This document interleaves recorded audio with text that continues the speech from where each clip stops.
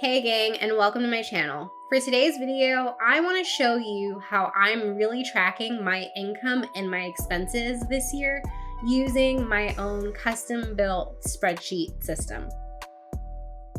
Now, I do have other videos on my channel from when I was first building this out, and a few things have changed. So a lot of the initial setup you'll still find in those videos if you'd like.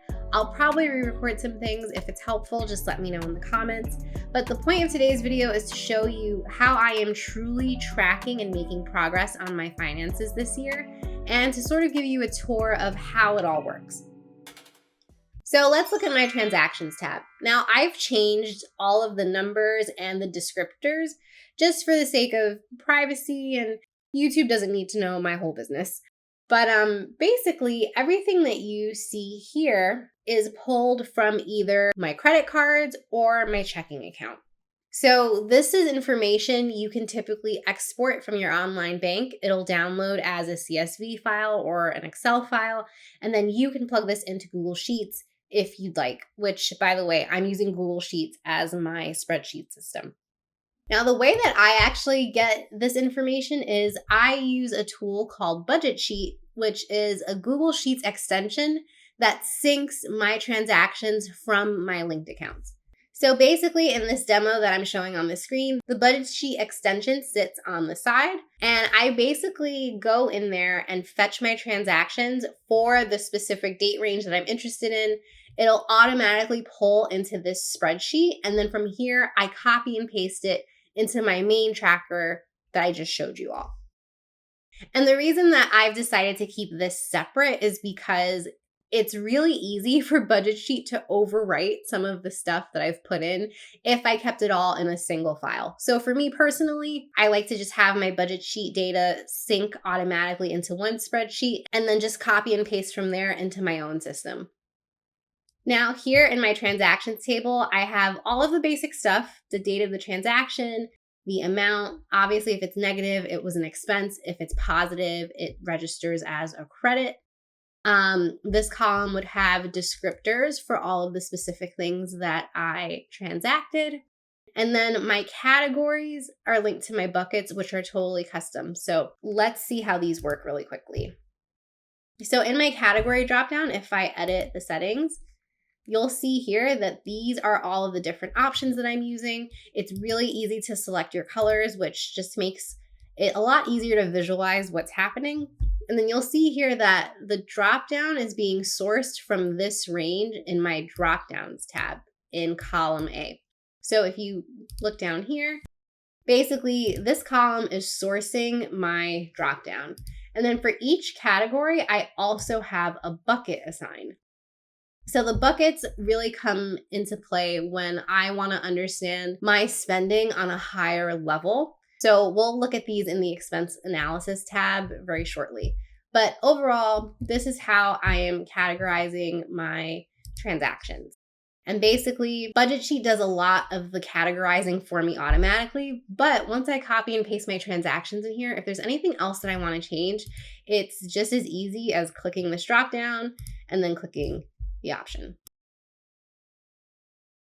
Now, one thing just to highlight is that as I click on my drop-down options, you'll see that my bucket changes automatically. So how is that working?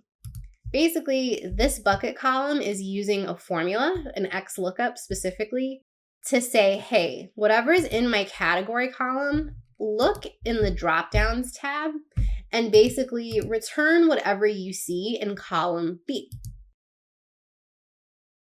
So XLOOKUPs are somewhat advanced if you've never done formulas before, but once you know how to do it, it's really simple. So just keep that in mind. And then on the top of my transactions tab, I just have a running calculation for everything that registers as income, everything that registers as expenses, and then of course my net, which is that important number that tells me, did I overspend for the month or did I underspend? And basically the way that I've set up my spreadsheet is that at the start of the new month, I'll just enter the first date of the month up here, and then all of this calculates automatically. Now, going back to my expense analysis tab, this is where the real gem comes in, because as my transactions tab grows and gets longer, I have all of my income and my expenses separated out by the month so that I can see what my running net is over the course of the year. So it's very easy to know, hey, I overspent in January, but I made up a good chunk of it in February by underspending. That's the kind of dynamic information you want to have about your financial picture overall so that you can make proactive choices about how to manage your money depending on how your situation is going.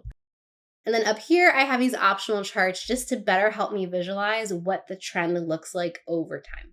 Now, if I slide over here, this is the same information as what you see here, except it's broken apart by those buckets. So remember, for every category that I have for each transaction, there was also a bucket assignment. So my food bucket includes my restaurants category, my alcohol category, my groceries category, and whatever other categories I've assigned to that food bucket. So this is just a helpful way for me to understand at a high level, okay, where did a lot of my spending go this month? And again, the numbers that you see here are not real or representative of my actual financial situation. They're just here for illustrative purposes. Now here, my fixed costs, I sort of call out because for me personally, I'm very interested in understanding how much my fixed costs may fluctuate over time. And for me, fixed costs includes things like rent, utilities, etc. And I've also chosen to understand what percentage of my expenses went towards fixed costs, because for me, I like to try to keep that number as small as possible, but obviously fixed costs tend to make up a good chunk of everyone's spending these days, in part because things are just so expensive. Oh, and anywhere that you see a checkbox, this is just a very personal thing, but it's a way for me to check that my data is adding up correctly. So in the event, for example, that all of my May buckets don't add up to what my May expenses are, I'll get a neat little error here that helps me basically catch the errors sooner, if that makes sense. And that's essentially my financial tracking system. So I know this was a short video, it was a short explanation. If this video was at all helpful, please give it a thumbs up. Let me know in the comments if you have questions about something that I've shown, or if you would like me to expand and show you how to build something specifically from this video. And for more tips, be sure to subscribe.